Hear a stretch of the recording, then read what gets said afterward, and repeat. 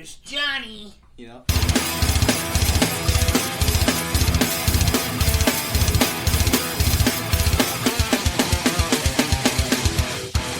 Welcome back to another fun episode of the Wolf and Badge podcast. I'm Badge. I'm the wolf. Let's get some energy in you. Yeah. There There we go. Need some coffee in you. Yeah, it's going to be a little bit darker of an episode, I would say, today. We're about to learn some shit. That's what We are, and it's probably been done 100 times. So we are going to talk about J-Lo and Ben Affleck's relationship and how shitty they are in their relationship. Joking, that's not actually something we even care about. But we are going to talk about something a little bit less dark than that, but still pretty dark. And that is the Manson Family Murders. God. So, what do you know about the Manson Family Murders? To be honest with you, not a damn thing. Really? Yeah. So, that's pretty cool because these murders were fucking crazy. Mostly in the fact of how they happened, who they happened to, where they happened, and what was going on in society at the time. Charles Manson, if you don't know who Charles Manson is, do you know who he is at least? Yeah. So, most people will know Charles Manson as, and he's an American criminal, cult leader, had a whole cult, the Manson family, and he was a musician, in case you're wondering. I didn't know that. Our buddy TC's got a lot of his stuff, so, like, he has his music that he made. He actually wrote songs for the Beach Boys, I believe, too. Really? So, yeah, like something like that. I don't know. We have to look into that. But the cult was based in California in the late 60s and early 70s, and you may know them for like the murders and everything that made.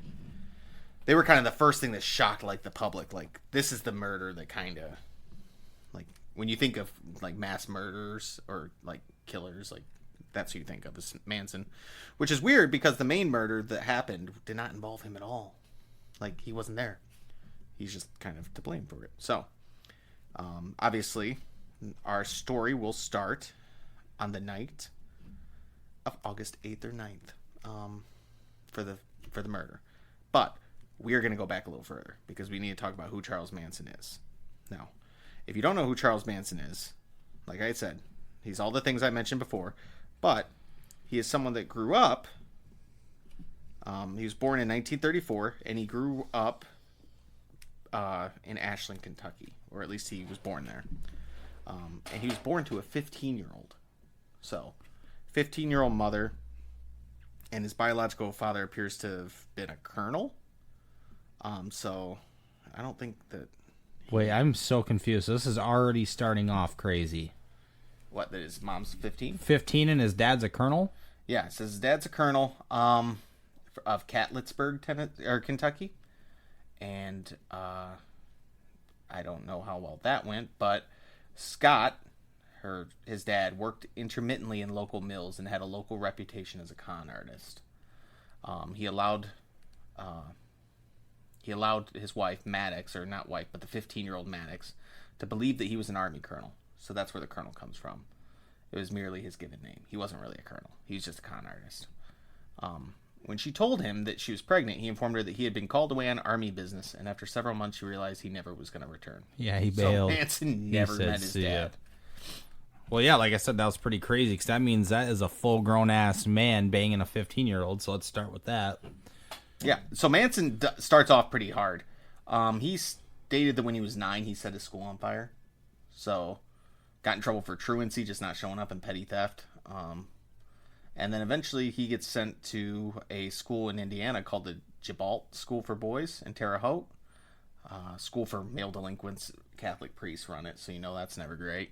No offense, Catholics, but like the proof's in the pudding sometimes. It was a strict school. Punishment for even the smallest infraction included beatings with a wooden paddle or leather strap. I'm sure that helped Manson a lot. He ran away, slept in the woods under bridges just to get away. Like, he just did not want to be a part of that. Fled home to his mom, and he spent Christmas of 47 at his aunt and uncle's house in West Virginia.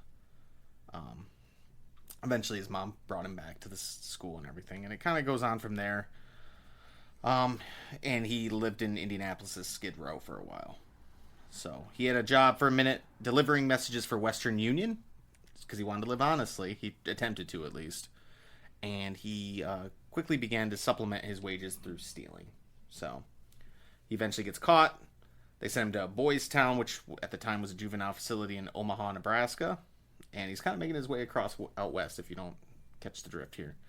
4 days, he and another student obtained a gun and stole a car. So they use it to commit some armed robberies on their way to Illinois. And his buddy, his name was Blackie Nielsen. His uncle was a professional thief. So when they arrived, he allegedly took them on as apprentices to become thieves. So he was eventually linked. He was arrested 2 weeks later during a nighttime raid, and he was linked to 2 armed robberies. He was sent to an Indiana boys' school, and there apparently other students raped him, allegedly, with the encouragement of a staff member, and he was beaten severely. He ran away from the school 18 times, and he developed a self-defense technique he later called the insane game, in which he would screech, grimace, and wave his arms to convince stronger aggressors that he was insane. Smart move, honestly. Like, if you're gonna make yourself seem insane, just seem crazy as hell. Number of failed attempts, he did escape with 2 other boys in the 1951, and they robbed some gas stations while attempting to drive to California in stolen cars until they got arrested in Utah. He was sent to Washington, D.C., to another school national training school for boys. They found out he was illiterate, but he had an above-average IQ of 109, so he's not stupid. But he was aggressively antisocial. So, he eventually gets imprisoned. We get to the point where he eventually, with that imprisonment, he gets out, gets 5 years parole. He was originally imprisoned for, I don't know what he was, I think it was for that, but he eventually gets out and gets imprisoned again, and that eventually leads to him going out to San Francisco. I don't want to get into all the stuff on Manson because this is mostly about the murders, which is what we're going to get to. But he does end up in San Francisco. He moves to Berkeley from L.A., and after calling the San Francisco probation office upon his arrival, he was transferred to the supervision of criminology doctoral researcher and federal probation officer Roger Smith. And he worked at a free medical clinic, which Manson and his family came to frequent. Smith did, that is. Smith, as well as the medical clinic's founder, received funding from the NIH, the National Institute of Health, and reportedly the CIA to study the effects of drugs, like LSD and methamphetamine, on the counterculture movement, which was happening like crazy in the Haight-Ashbury district at that time.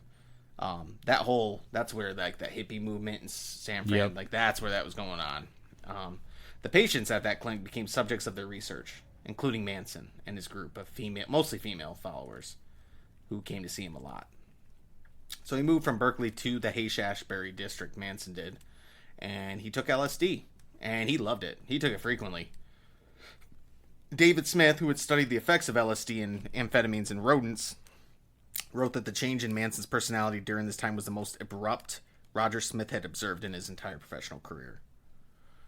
So, during the summer of love in this area, Manson began preaching his own philosophy based on a mixture of Stranger in a Strange Land, the book, science fiction novel by Robert Heinlein, the Bible, Scientology, Dale Carnegie, and the Beatles, which quickly earned him a following. People started to follow him. Yep.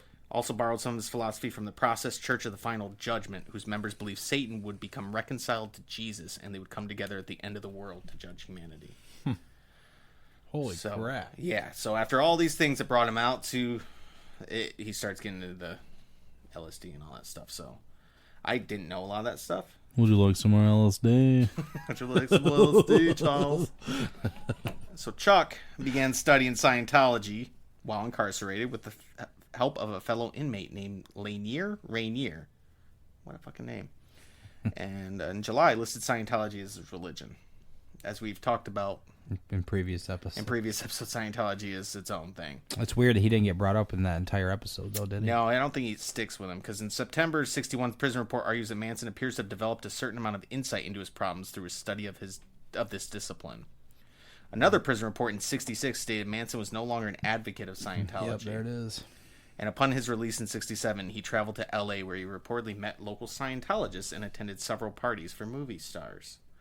He completed 150 hours of auditing, which we know what that is based off of Scientology, His right-hand man was named Bruce Davis, worked at the Church of Scientology headquarters in London.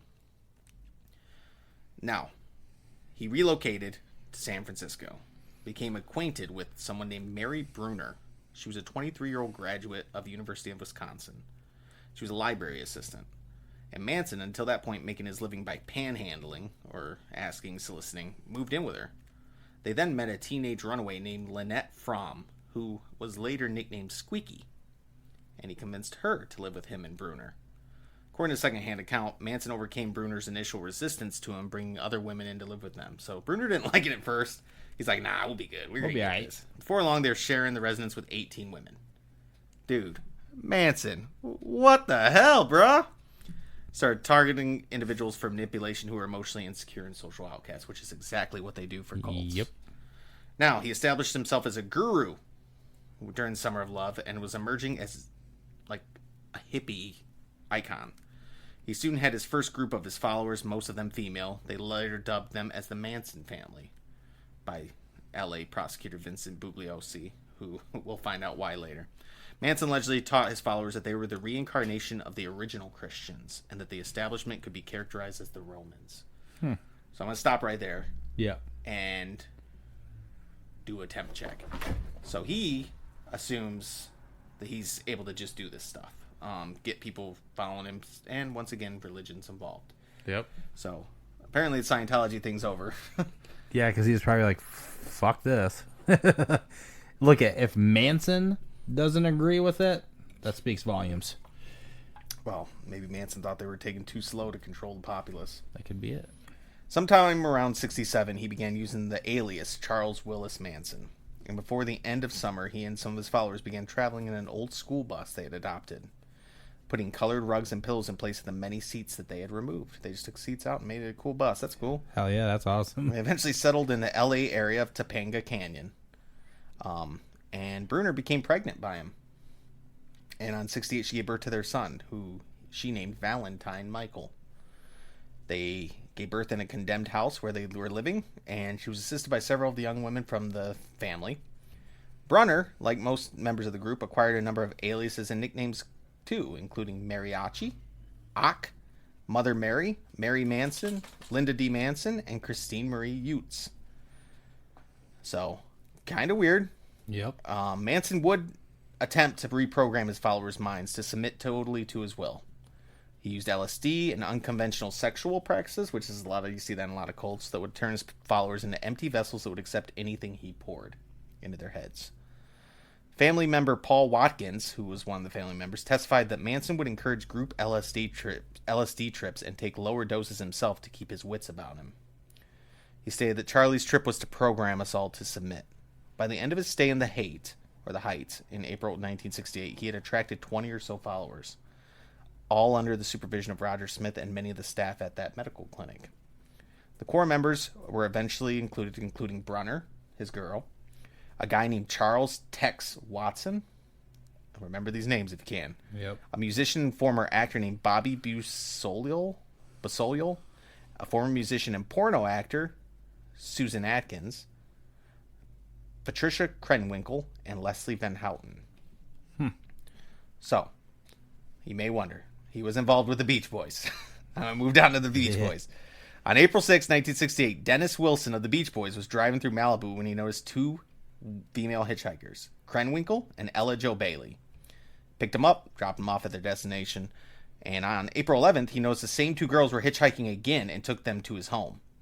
He later recalled that he told the girls about our involvement with the Maharishi, which is in India, and they told me they too had a guru, a guy named Charlie, who'd recently come out of jail after 12 years. Wilson, of the Beach Boys, then went to a recording session. When he returned later that night, he was met in his driveway by Charles Manson. And when Wilson walked into his home, about a dozen people were already occupying the premises, most of them young women. By Manson's own account, he had met Wilson on at least one prior occasion at a friend's house in San Francisco where he had gone to obtain pot. Manson claimed Wilson invited him to visit his home when Manson came to L.A. Wilson was initially fascinated by him and his followers, referring to him as the Wizard, and the two struck a friendship. And over the next 2 months, members of the Manson family, mostly the women, who were treated as servants, were housed in the Beach Boy Wilson's house. Weird. And that lasted for like 6 months, dude. That's crazy. Like, you wouldn't even think. It's just nuts. Wilson introduced Manson to a few friends, including the Birds producer, Terry Melcher. And Manson recorded songs at Brian Wilson's home studio, although the recordings remain unheard by the public. That being said, I have heard some of the songs. Like, I don't know why it says unheard by the public, because TC showed me those songs.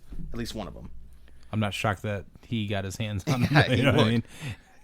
Band engineer Stephen Desper said the Manson sessions were done for Dennis and Terry Melcher.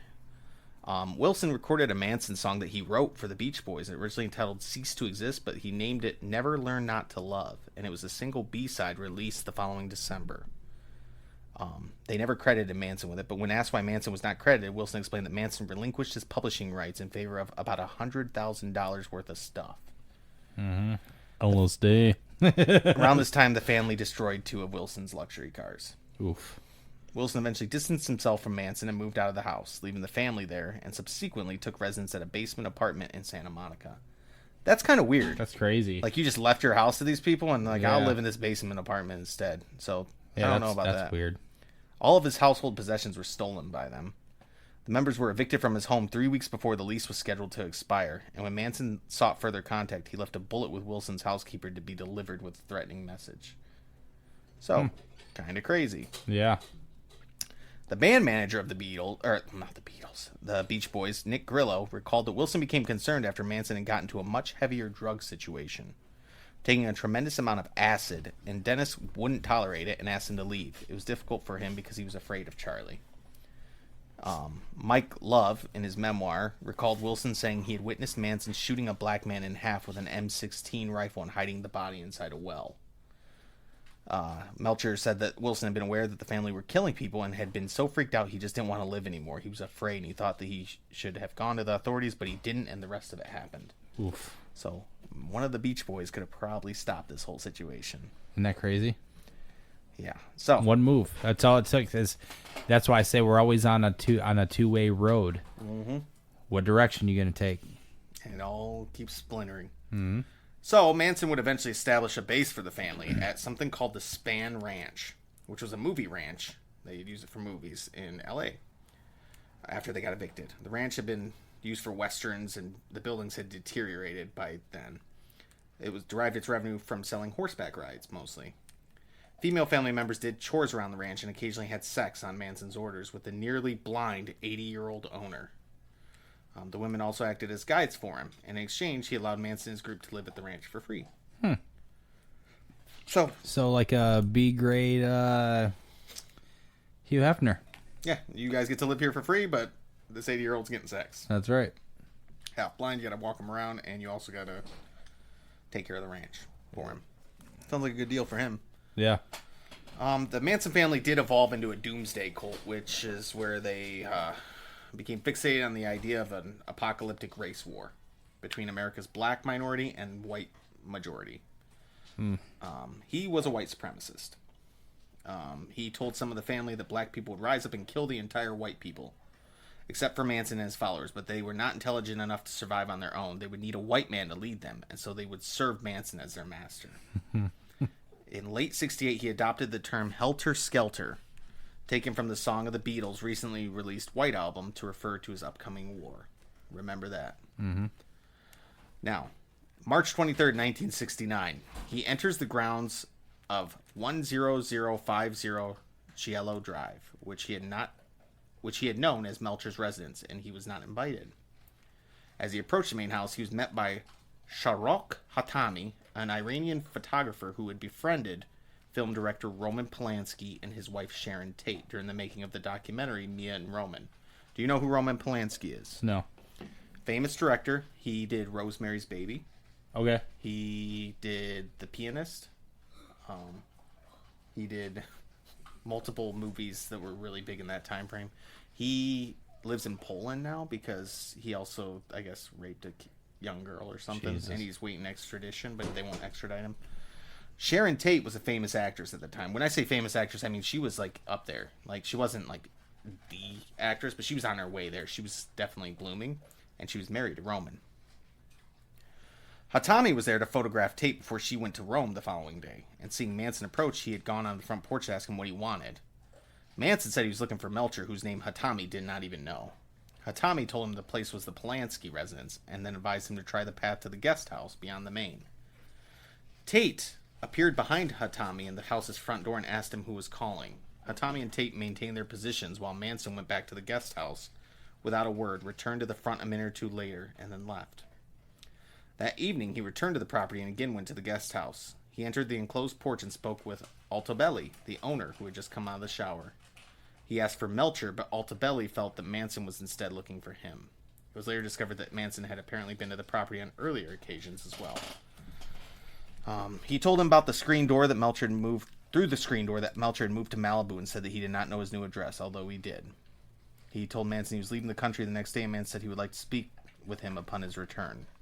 So, Tate asked him whether that creepy-looking guy had gone to see him at the guest house the day before, when they flew to Rome the next day. So this is the kind of stuff that's happened. Like, he's now asking about this stuff, and that leads us to where we're really going with this story. The Tate LaBianca murders, which were a series of murders perpetuated by the whole family during August 9th and 10th in 1969, Los Angeles, California. Now, 4 members of the Manson family were a part of this part. Watson, Susan Atkins, Patricia Krenwinkel, and Linda Kasabian drove from Span Ranch, which is where they live, right, to Cielo Drive in Benedict Canyon, the home of Sharon Tate, which we just talked about, right, and her husband, Roman Polanski. The group would murder Tate, obviously. Like, this, Tate's gonna die here. She was 8.5 months pregnant. So, let's get into the murders. How are you feeling before we get into this part? Because now that we got the background a little. I don't know. I don't know. I'm just kind of. I don't know. I got nothing right now. That's all right. I'm just zoned into the story. You know what I mean? Like. All right. So, August 8th, 1969. Hot summer night. Los Angeles. You can feel the humidity on your chest. Tex Watson, the one guy that is good friends with him, took Susan, Linda, and Patricia to Benedict Canyon. Sorry, that's what I meant to say. Watson claims that Charles Manson had instructed him to go to the house and totally destroy everyone in it, and to do it as gruesome as you can. He told the women to do as Watson instructed them to do. So, the occupants of the house at that time, that evening, was movie actress Sharon Tate, who was, 8.5 months pregnant, and the wife of Roman Polanski. Polanski was not there. He was off doing a movie, I think, at the time. Her friend and former lover, Jay Sebring. He was a celebrity hairstylist. Like, very noted. Polanski had his friend there, named I'm going to slaughter this name. Wojciech Frykowski. I think he's Polish. And Frykowski's girlfriend, Abigail Folger. She was the heiress to the Folgers' coffee fortune, and the daughter of Peter Folger. Also present on the property were William Garretson, the caretaker, and his friend Stephen Parent. Polanski obviously was in Europe, and music producer Quincy Jones, who you might know him as he just passed away like last week. Yep. He was supposed to join them that evening, but he didn't go. Really? So Quincy Jones avoided this whole situation. So, you have Sharon, Jay, Wolshak, and Abigail. Plus, you got William and his friend Stephen, the caretaker, outside in the guest house kind of thing, right? Yep. Set the scene. Now, with that, Watson and the 3 women, because there's 4 of them, arrived at the house at past midnight on August 9th. Watson climbed a telephone pole near the entrance gate, and he cut the phone line to the house. Obviously, we don't have cell phones in that time, so that's like you're screwed. Like, you can't get a hold of anyone, really. The group backed their car to the bottom of the hill that led to the estate and walked back up to the house. They thought that the gate might be electrified or equipped with an alarm, so they climbed a brushy embankment to the right of the gate and entered the grounds. Headlights approached them from within the property. Watson ordered the women to lie in the bushes, and he stepped out and ordered the approaching driver to halt. Stephen, one of the guys that was visiting the caretaker, had been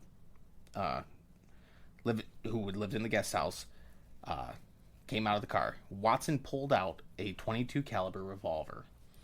Parent begged him not to hurt him, claiming he wouldn't say anything, and Watson lunged at Parent with a knife, giving him a defensive slash wound on the palm of his hand that severed tendons and tore his watch off of his wrist. Then he shot him 4 times in the abdomen and chest, killing him in the front seat of his 1965 Rambler. He turned off the car's ignition and pushed the car away from the gate. So there's one down. Damn. Watson next cut the screen of a window and then told Kasabian, one of the girls, to keep watch down by the gate. She walked over to Parent's car and she waited there. Watson removed the screen, entered through the window, and let Atkins and Krenwinkel in through the front door. He whispered to Atkins and awoke Frykowski when he was whispering to her, who was sleeping on the living room couch. Watson kicked him in the head. And Frykowski asked him who he was and what he was doing there, and Watson replied, "I'm the devil, and I'm here to do the devil's business." So, crazy. Stop right there, dude. So Crazy. Yeah. This has been, like, every time everyone talks about these things, you don't really get the details, and that's what I think people miss. There is a movie that I have not seen yet. It's the Once Upon a Time in Hollywood by Quentin Tarantino. This whole scene apparently is in this movie. Really? Like, but I think he changes, like, to, you know how Tarantino is with his movies. He makes it, like, not really the way it went. Yeah. I'm sure he has Sharon Tate kicking ass or something or like that. But yeah. On Watson's direction, Atkins goes around the house and finds the 3 other occupants with Krenwinkel. They force them all to the living room. Watson begins to tie Tate and Sebring, remember Sharon Tate and her former lover, Sebring, together by their necks with a long nylon rope which he had brought, and then slung it over one of the living room ceiling beams. Sebring protested the murderer's rough treatment of Tate because she's pregnant, so Watson shoots him. Folger was taken momentarily back to her bedroom for her purse, and she gave the murderer $70 because Folger believes that, like, if I pay you, you're gonna go away. Like, you're just here to rob. Yep. Watson then stabs Sebring 7 times. So Sebring's just getting the brunt fucking bullshit here. Yep. Frykowski's hands had been bound with a towel. Now Frykowski frees himself and begins struggling with Atkins, who stabs at his legs with a knife. He fought his way out the front door and onto the porch, but Watson caught up with him, struck him over the head with a gun multiple times, and stabbed him repeatedly after shooting him twice.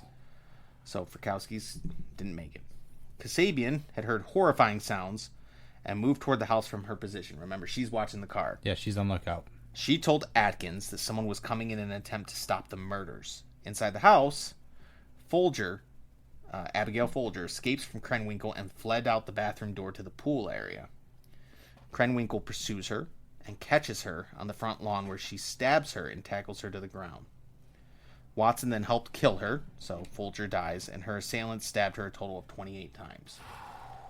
Frykowski struggles across the lawn. I guess Frykowski's he's still alive. Yep. But Watson continues to stab him as well, killing him finally. He suffered 51 stab wounds, and had also been struck 13 times in the head with the butt of the gun, which bent the barrel and broke off one side of the grip. It was recovered at the scene later.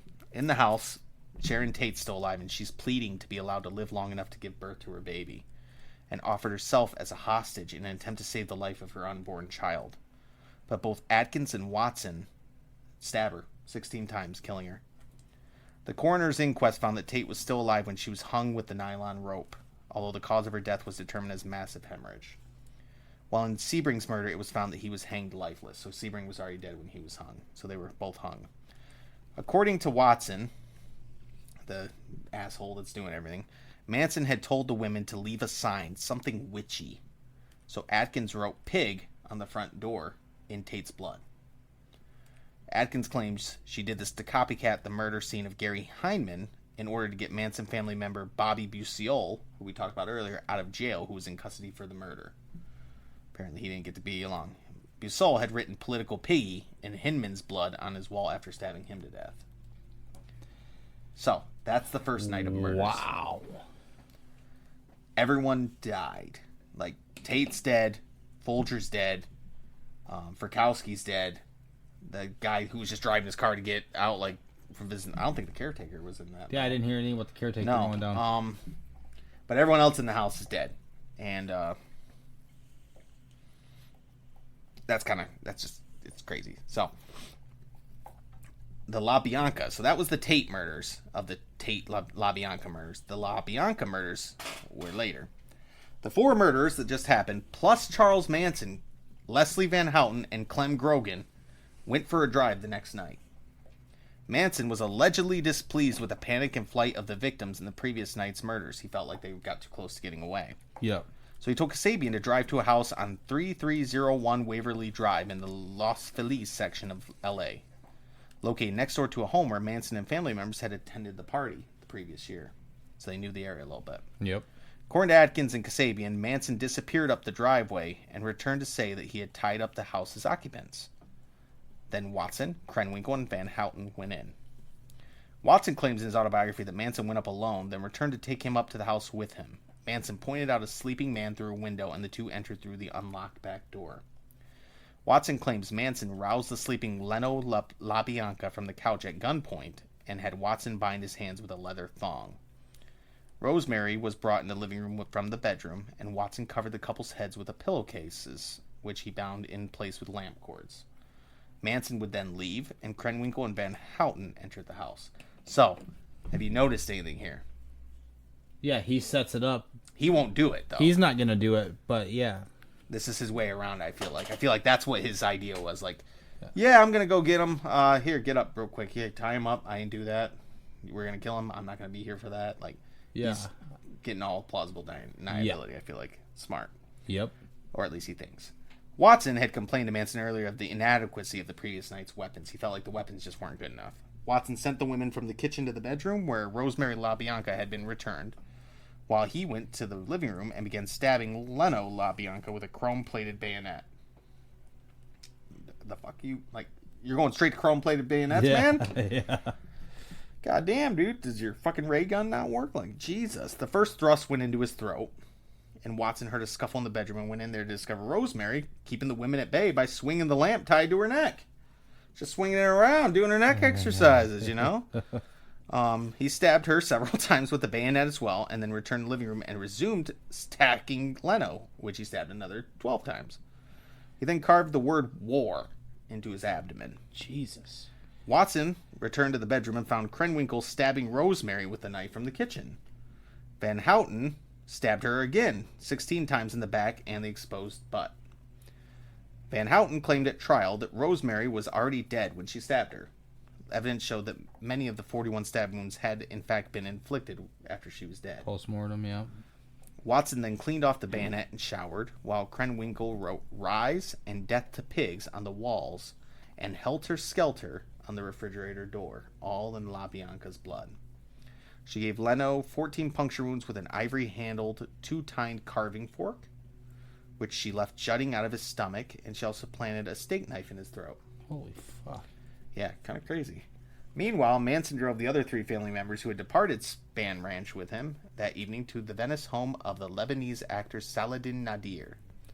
He left them there and drove back to Span Ranch, leaving them and the LaBianca killers to hitchhike home. Didn't even have a ride. According to Kasabian, Manson wanted his followers to murder Nader in his apartment as well, but Kasabian claims she thwarted this murder by deliberately knocking on the wrong apartment door and waking up a stranger. The group abandoned that murder plan and left, but Atkins pooped in the stairwell on the way out. Jesus. So, she saved that Nader guy from dying. What do you think now? It's just dark. You don't even man. hear about that part of the story, the second night of murders. Yeah, that's crazy. Like, Manson was obviously a piece of shit, too. It's crazy, like, though, how he can get everyone to do this. Yeah, like, he's just like, yeah, you guys need to do this. And everyone's like, oh, yeah, okay, cool. And they will. They did. Yeah. Shows like, how easy it is. That's what I mean. Like, it just shows you how weak-minded a lot of people are. You get them when they're vulnerable. Yeah. That's how cults prey on people. Yeah. Vulnerabilities. So,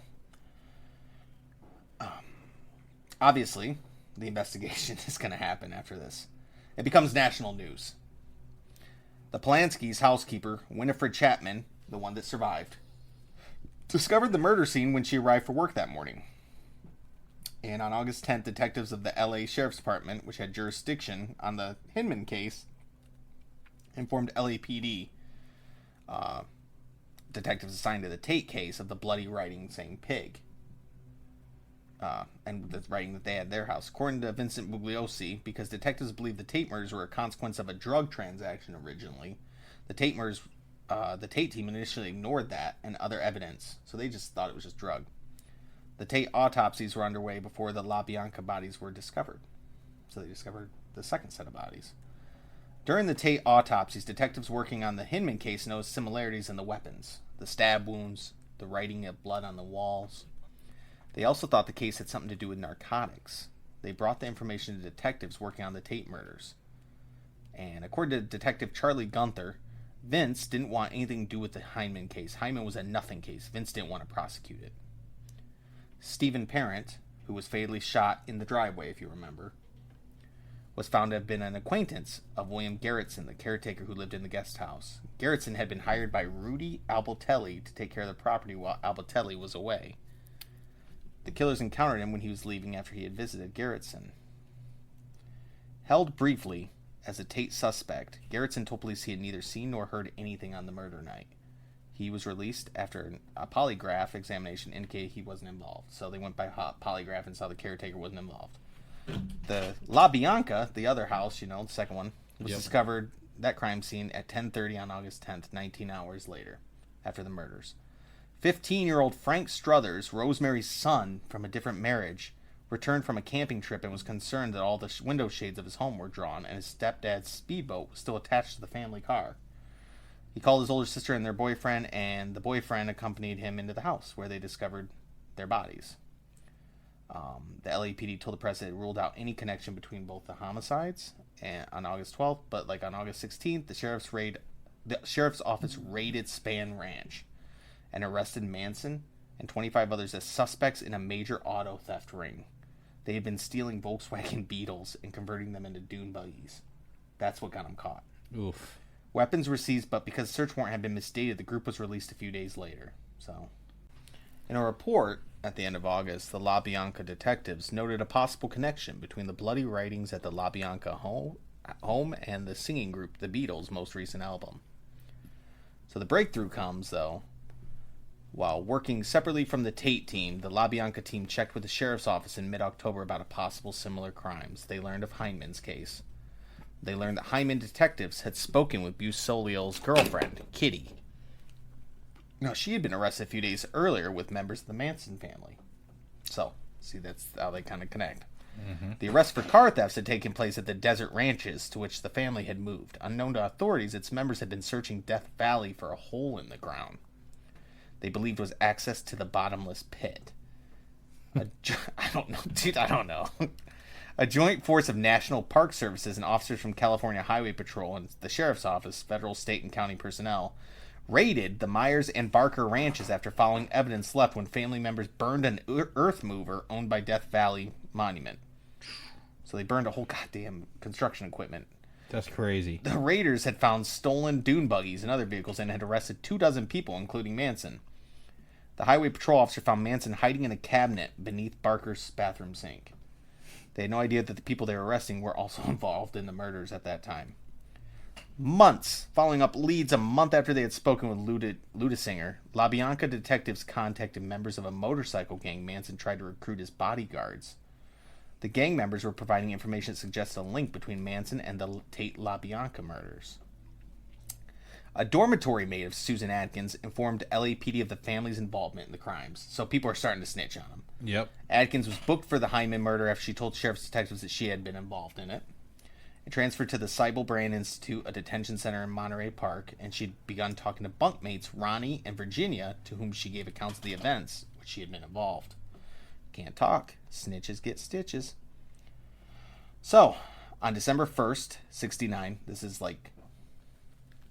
4 months later, acting on the information from these sources, LAPD announced warrants for the arrest of Watson, Krenwinkel, and Kasabian. In the Tate case, the suspects' involvement in the LaBianca case was noted. Manson and Atkins already were in custody. They were not mentioned. The connection between the LaBianca case and Van Houten, who was also among those arrested near Death Valley, had not been yet recognized. So, they don't know Van Houten is connected. Yep. That's good for her. But Watson and Krenwinkel were already under arrest with authorities in Texas and Alabama, having picked them up on notice from LAPD. Informed them a warrant was out for their arrest, Kasabian voluntarily surrendered in New Hampshire. So they're all over the nation right now. They are. They're spread across the country. Smart. Before long, physical evidence such as Krenwinkel's and Watson's fingerprints, which had been collected at Cielo Drive, was augmented by evidence recovered by the public. The distinctive 22 caliber high standard buntline special revolver Watson used had been found and given to the police by Stephen Weiss, a 10-year-old who lived near the area. He found the gun. In mid-December, the LA Times published a crime account based on information Susan Atkins had given her attorney, and Weiss's father made several phone calls which finally prompted LAPD to locate the gun in its evidence file and connect it with the murders via ballistics tests. Why would it take that many times to be like, hey, we found a gun at this place, there was a murder, like, you want that? Yeah. No, it's all right. Nah, man, we good. No, it ain't got nothing to do with it. It's just a coincidence. Yeah, like, Jesus, dude. Acting on that same newspaper account, a local ABC TV crew quickly located and recovered the bloody clothing discarded by the Tate killers. That's how easy they were finding this stuff, and the LAPD wasn't. The knives discarded en route from the Tate residence were never recovered. They never found the knives, despite a search by some of the same crewmen and months later by LAPD. A knife was found behind the cushion of a chair in Tate's living room. That was apparently that of Susan Atkins, who lost her knife during the attack. Apparently it was so gruesome. That's crazy, dude. So the trial starts. The People versus Charles Manson, ETL. It begins June 15th, 1970. And the prosecution's main witness was Kasabian, who, along with Manson, Atkins, and Krenwinkel, had been charged with 7 counts of murder and 1 of conspiracy. Kasabian, by all accounts, didn't participate in the killings. She was granted immunity in exchange for testimony that detailed the crimes of the night of the crimes. I don't think Kasabian was ever... She was the one that stood by the car. She was. She was never really... Yeah, she never really did any killing. She didn't kill anyone. Originally, a deal had been made with Atkins in which the prosecution agreed not to seek the death penalty against her in exchange for her grand jury testimony, in which the indictments were secured. Once Atkins repudiated that testimony, the deal was withdrawn. Van Houten participated only in the second night of killings, the La Biancas. She was charged with 2 counts of murder and 1 of conspiracy, so less. The judge was named William Keene, and he had reluctantly granted Manson permission to act as his own attorney. Like, he wanted to be his own... Dude. Wild. Because of Manson's conduct, including violations of a gag order and submission of outlandish and nonsensical pretrial motions, permission was withdrawn before the trial started. Turns out Manson is crazy. He filed an affidavit of prejudice against Keene, who got replaced, the judge, by Judge Charles Older. And on Friday, July 24th, the first day of testimony, Manson appeared in court with an X carved into his forehead, which you may know from the pictures. Mm-hmm. He issued a statement that he said that he was considered inadequate and incompetent to speak or defend myself and had X'd himself from the establishment's world. Over the following weekend, he just seems like one of those, like... He's Looney Tunes, dude. He just needs, like, attention. The female defendants duplicated the mark on their foreheads. The girls all did it, as did most family members within another day or so. They all start cutting X'd into their heads. The prosecution argued the triggering of Helter, Skelter was his main motive. The crime scene's bloody White Album reference, Helter, Skelter, written by Susan Atkins, and the writing of Pigs, was correlated with testimony about Manson's predictions that the murders black people would commit at the outset of Helter, Skelter would involve the writing of pigs on walls in victims' blood. The defendants testified that writing in blood on the walls was to copy that of the Heinemann murder scene, not an apocalyptic race war. And according to Bugliosi, Manson directed Kasabian to hide a wallet taken from the scene in the women's restroom of a service station near a black neighborhood. They wanted the war to happen. Mm-hmm. However, as co-prosecutor Stephen Kay later pointed out, the wallet was actually left 20 miles away in a white neighborhood named Silmar. Fail. Yeah, that's a fail. During the trial, family members loitered near the entrance and corridors of the courthouse. To keep them out of the courtroom proper, the prosecution subpoenaed them as prospective witnesses who would not be able to enter while others were testifying. Smart. When the group established itself in vigil on the sidewalk, some members wore sheathed hunting knives that, although in plain view, were carried legally. Each of them also put X's on their foreheads. The family that was not in trouble. Some family members attempted to dissuade witnesses from testifying. Prosecution witnesses Paul Watkins and Juan Flynn were both threatened. Watkins was badly burned in a suspicious fire in his van. Former family member Barbara Hoyt, who had overheard Susan Atkins describing the Tate murders to family member Ruth Ann Morehouse, agreed to accompany the latter to Hawaii. There, Morehouse allegedly gave her a hamburger spiked with several doses of LSD. Jesus. Found sprawled on a Honolulu curb in a drug semi-stupor, Hoyt was taken to the hospital where she did her best to identify herself as a witness in the murder trial.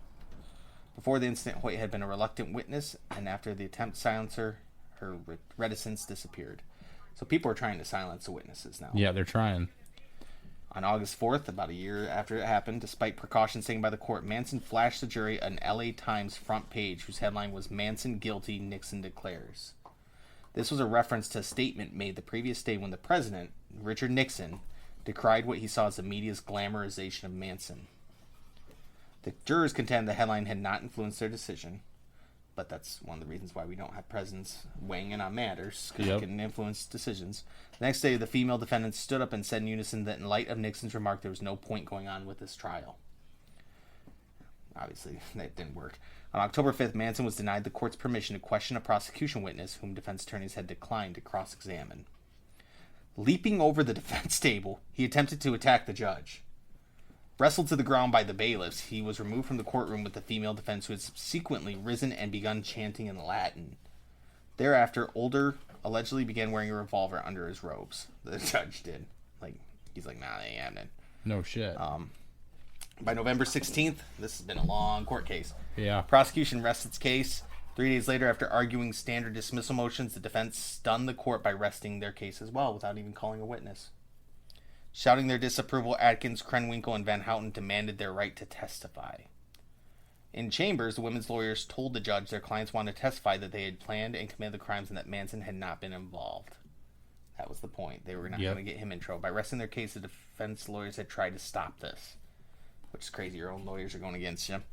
Van Houten's attorney, Ronald Hughes, vehemently said he would not push a client out the window. In the prosecutor's view, it was Manson who was advising the women to testify in this way as a means of saving himself. Which, based off of prior experience, we can tell that's probably what he's doing. That's the truth, yeah. Speaking about the trial in a 1987 documentary, Krenwinkel said the entire proceedings were scripted by Charlie.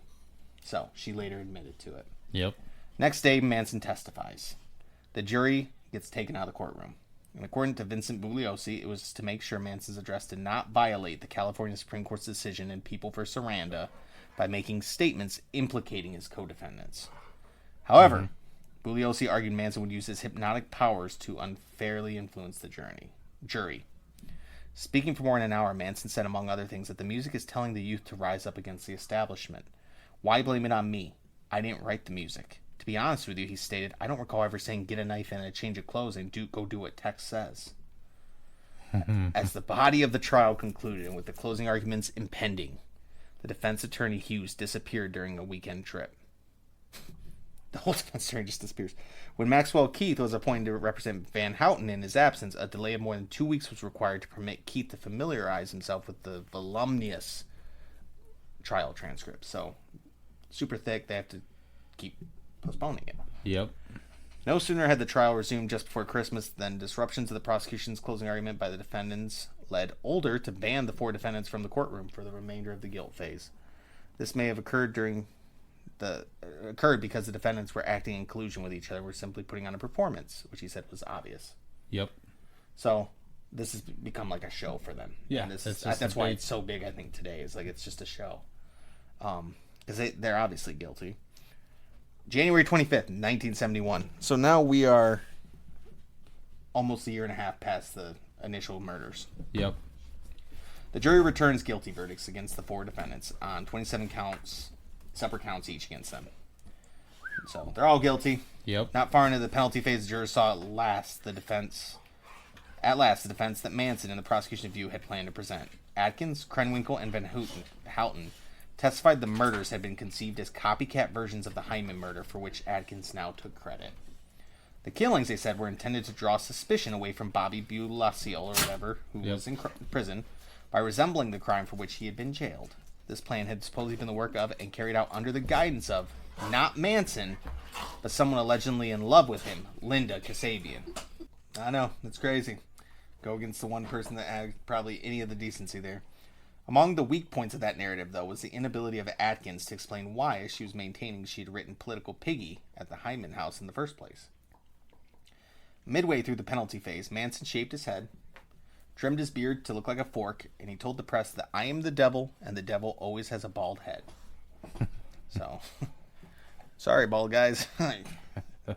In what the prosecution regarded as belated recognition on their part, that imitation of Manson only proved his domination, the female defendants refrained from shaving their heads until the jurors retired to weigh the state's request for the death penalty. So they did it after. The effort to exonerate Manson via the copycat scenario failed.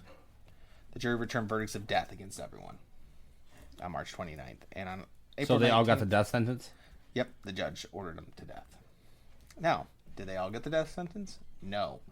Reason being, the death sentence of all 5 are automatically reduced to life in prison by the People v. Anderson verdict in February of '72, in which California Supreme Court abolishes the death penalty, which is why. So, Watson returns to McKinney, Texas after the Tate LaBianca murders, and he gets arrested. Obviously. The local police were notified, because remember, he wasn't part of this, Tex Watson. Yep. Local police were notified by California investigators his fingerprints were found to match the print found on the front door of the Tate home, because he was there, obviously. He fought extradition to California long enough that he was not included among the defendants with Manson. The trial commenced in August 1971 for him, and by October he, too, was found guilty on 7 counts of murder, 1 of conspiracy, and unlike the others, he presented a psychiatric defense.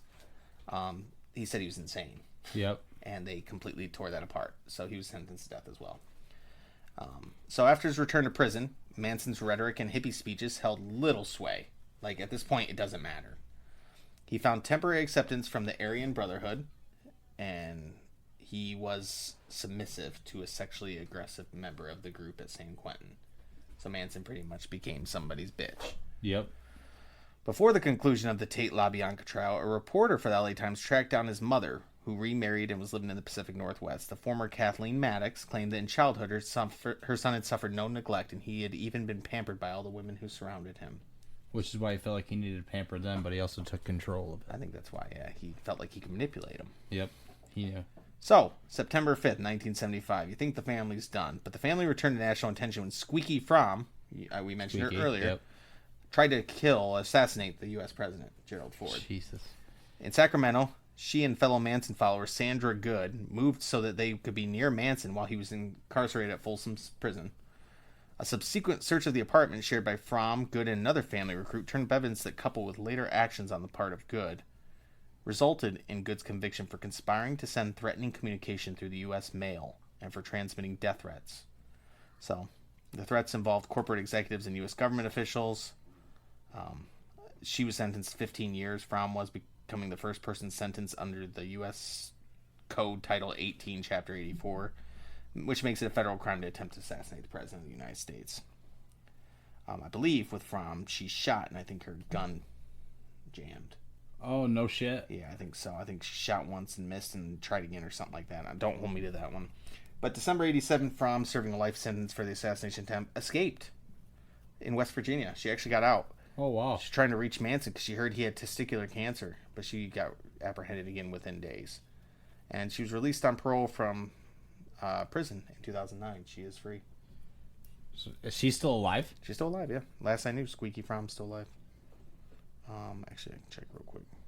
Yeah, she's still alive. There's her. There's a picture of old Squeaks. That's crazy, dude. Yeah. So there's still some of them alive. She's 76 or 7 or something. Now, Clem was paroled in 85. The other guy, he's still alive as well. There's Clem. These people look fucking crazy, by the Yeah. way. I know you guys can't see the pictures, but they look like lunatics. Vincent Bugliosi in a 94 conversation with him. He is gone. Catherine Scher, a one-time Manson follower, stated that her testimony in the penalty phase of Manson's trial had been a fabrication to save him from the gas chamber that was given under his direction. Scher's testimony introduced the copycat motive story, which the testimony of the 3 female defendants echoed, and said it was Linda Kasabian's idea. 1997 segment of the TV program Hard Copy, Cher implied that her testimony had been given under a Manson threat of physical harm. In August of 71, after his trial and sentencing, Cher had participated in a violent California retail store robbery, the object of which the acquisition of weapons to help free Manson. They were going to try and break him out. January 96, a Manson website was established by a latter-day Manson follower named George Stimson, who was helped by Sandra Good. Good had been released from prison already in 85, and after serving 10 years of her 15-year sentence for death threats. There's Sandra Good. She's still alive as well. Jesus. Yeah, those three are still alive. 98-99 interview in a magazine called Seconds. Bobby Busoliel, or whatever, who is still alive as well. This is the one that was in prison for the whole thing. He looks black. Kinda. He's very tan. Tan, yeah. Rejected the view that Manson ordered him to kill Gary Hyndman. He said that Manson did come to his house and slash Hyndman with a sword, which he had previously denied in an 81 interview. He said that when he read about the Tate murders in the newspaper, I wasn't even sure at that point, really. I had no idea who had done it until Manson's group were actually arrested. It crossed my mind and I had a premonition, perhaps. There was some little tickle in my mind that the killings might be connected with them. When the Tate LaBianca murders happened, I knew who had done it. I was fairly certain, is what he said later. The young caretaker at Shallow Drive, the one that didn't end up being part of it, he did a program called The Last Days of Sharon Tate in 1999 that he said, in fact, he had seen and heard a portion of the Tate murders from his location. This corroborated the unofficial results of the polygraph that had been given to Gerritsen in 1969 and effectively eliminated him as a suspect. But it was announced in early 2008 Susan Atkins had brain cancer, one of the killers. Her application for compassionate release based on her health status was denied, and she was denied again in 2009. She died in 2009. So Susan Atkins was eventually killed by herself in Chowchilla, which is in California. So goodbye. Don't care about you, Susan Atkins. Just don't care. January 2008, Discovery Channel's Most Evil program said that Barbara Hoyt said that the impression that she had accompanied Ruth Ann Morehouse to Hawaii just to avoid testifying at his trial was erroneous. She said she cooperated with the family because she was trying to keep them from killing my family. She stated that at the time of the trial, she was constantly being threatened that your family's going to die and they could be repeated at your house, the murders. So, I mean, there's multiple times that they've gone over it, but Charles Manson would eventually die of a heart attack and complications from colon cancer, November 19th, 2017. He was 83 years old. Bobby Buscemi was recommended by parole in 2019, and he got denied by the governor of California, denied his parole. Leslie Van Houten was released on parole last year at the age of 73. So, with that comes the end of it. Now, we lost the heir to the Folgers' fortune. We lost Sharon Tate and Sharon Tate's baby. We lost that Polish guy, that hairdresser, Jay Sebring. And we lost that random person who's in the wrong place at the wrong time. Plus the LaBiancas, the husband and wife. Yep. So, I've done a lot of talking this episode. Yeah. What do you feel about it? It's twisted. Like, that's the kind of shit that scares me, though. You know what I mean? Because there's cults like that constantly. If those really exist in this world. You know what I mean? So, it's crazy that just like that, shit can get right out of hand. I think the scariest part too is like how easily you can get someone to do whatever you want, terrible things. Yeah. Like there's just like if you can get someone to follow you through anything, you can get them to do very terrible things. Yeah. I think you see that in a lot of things, and it's not just like there's different types of cults. Like we've gone over Scientology as a cult. I think cults are fascinating in general. Like I just think that the ability to get someone to drink Kool-Aid to kill themselves, like Jim Jones, like you literally are willing to kill yourself because this guy told you to do it. Yeah. That's wild to me. Like your kids, you're willing to kill your kids. Yeah. I don't really have a mind, I think, for it. Like, I just can't imagine me falling for a cult like that. But then I don't think a lot of them realize they are in it until they are. And then it's harder to convince someone to get out of a cult that they're in it than it is to convince them to get in Well, it. what's crazy is the lack of fear with the ones who were involved. You know what I mean? Like, there was no fear. Like, And that tells you that they really believed in what they were saying. Like, yeah, he's the end. they truly believed that this dude was exactly what he said he was. So they're like, I got to do what I'm told.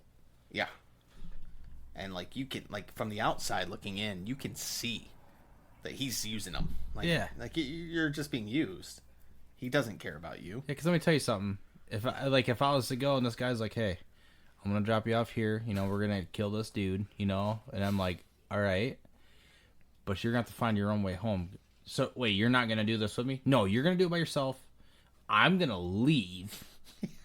And you got to find a way home. Yeah, if you want to hitchhike, you want to do whatever. I'm not giving you a ride. I'm not going to be a part of this at all. But you do that and come catch up with me later. You know, I'd be like, no. I'm not going to do that. Yeah, like, you're lucky I don't kill you right now. You know what I mean? Yeah. Like, it's just a bunch of red flags. You know what I mean? Oh, there's so many red flags. Like, but you know the saying, when you're wearing rose-colored glasses, all the flags just look like flags. Yep. But I think the like with that, when he went in there with Tex or whatever and took the gun, and he's the one that woke him up and said, get up. He didn't do any of the tying. He didn't do anything like that. Like, I think if I'm Tex, I'm pissed. But Yeah, also, like, how Tex come I'm probably doing all the wanted work? to do that, though. He probably loved it. Probably. Like, he sounds like a pretty crazy, like, the kind of guy in a movie where, like, he'd be the brutal, like... I just think it's crazy that you can be a part of something like that, yet you still get to get out and enjoy life afterwards. Yeah. Yeah, I think that that's one of the reasons a lot of them weren't pardoned. Like, some of them got out after their terms, but Yeah. the ones who really did the killings, Yep. I mean... I don't know. I Leslie still Van feel like Houten. if you're really closely involved, if you're going to sit, like, I don't know. I just feel like there's part of that that's still stuck in your brain, and that's kind of scary. Yeah. You know what I mean? I mean, granted, now, I mean, all those people are really fucking old. You know what I mean? They are, but it's hard because you pay your debt to society, but when you take lives like that... Yeah. I don't think you should be allowed to walk free. You know what I mean? I think you should pay at least double the amount of time you took away from their average lifespan. Yeah. So, like, if you kill a baby, you should have to spend 2 lifetimes in prison. If you kill, like, someone who's 25 years old, then I'm going to assume that person could have lived up to 60, 70 years old, so you need 80 years or so in prison. Yep. Like, but I don't want to say that because then if you kill, like, a 80-year-old, like, oh, their lifespan was, like, 5 years, so we're going to give you 10. Like, Yeah. that's not You fair get either. 10. Yeah, no.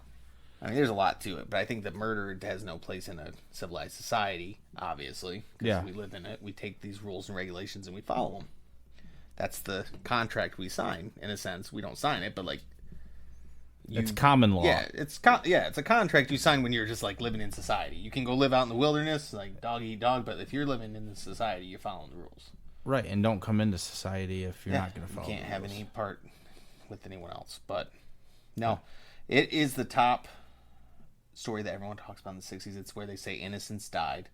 It's what killed that. Because it was the summer of love, like we said. Yeah, until it was. that end of the summer. And they said that's what killed the summer of love. Yeah, That's because, at least I part of mean, it. you talk to anybody from the 60s, that was the time of sex, drugs, and... Counterculture. Yeah, dude. Just like rebellion. That's where our boomers all were like, hell yes, where are we going? But then you look at it and, like, this is where it kind of ended. Because, I mean, if you look at, like, 1969 was a fucking year. 68, 69, because you lost... That Manson shit's just the icing on the cake. You still lost MLK the year prior. Yep. You lost Robert Kennedy Jr. Or not Jr. Robert Kennedy. Jr. Yep. is the one now. And then you also lost JFK at the beginning of the decade. So the 60s were just turbulent and super important time. But this is the way it ends. So, Yeah, it's crazy, dude. and it kind of brings in the 70s, which kind of brings in more of a darker... I feel like the 70s were grimier and darker time frame. So, no. But fun story. Fun in the sense of learning about it, not being there. I wouldn't want to be a part of any Yeah, of that. I wouldn't want. so- I'm glad I wasn't alive for any Glad I of wasn't that. there for that. Yeah. But going forward, we will. If you have any questions about the Manson murders, I'm gonna probably look into that movie, see that little bit. I mean, it's an interesting story. I just Well, I'm sure they got a documentary on the whole story too. for sure. I just don't want. See, I get like even just talking about it, I get the cringies. You know what I mean? It's just like ugh, you know. And then you know your imagination starts to take over, and it's like fuck. Yeah. It makes you kind of really not want to talk to people. Like, I don't want to invite nobody to my house. I don't want, you know what I mean? I don't want you knowing the floor plan of my house. Yeah. But no, yeah. As long as you don't like gut me like a pig and write pig all over the walls with my blood, and maybe hang me with a lampshade or something, like. Because that's what's crazy, man. Because can you, like, I don't even want to imagine it, but can you imagine just being stabbed 51 times? Like, why? Yeah, no, I don't. I can't imagine that. Like, Badge, like that'd be terrible. That's fucked up to do that to somebody. That's fucking just crazy to me. Can you imagine that feeling of helplessness though, as a pregnant? Yeah. Almost ready to be born. Pregnant. Literally. It's not like you're like barely. Yeah. Yeah. See that, like, and that's where that is it abortion? Is it not? With like what time frame the baby is? Like 8.5 months though. I think most people would agree. Yeah, that baby's got. Literally, that baby could have came out and just. Yeah, that could have survived without the mom. Like, you should have.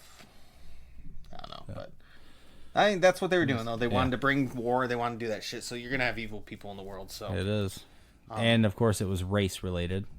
They wanted it to be. That's what it was. They really that's wanted what they wanted.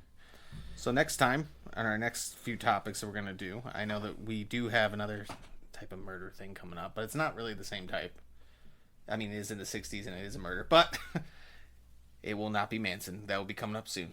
Not serial killer stuff. Just more assassination of U.S. presidents. Little hint. Little hint. Until then, I am Wolf. I am Badge.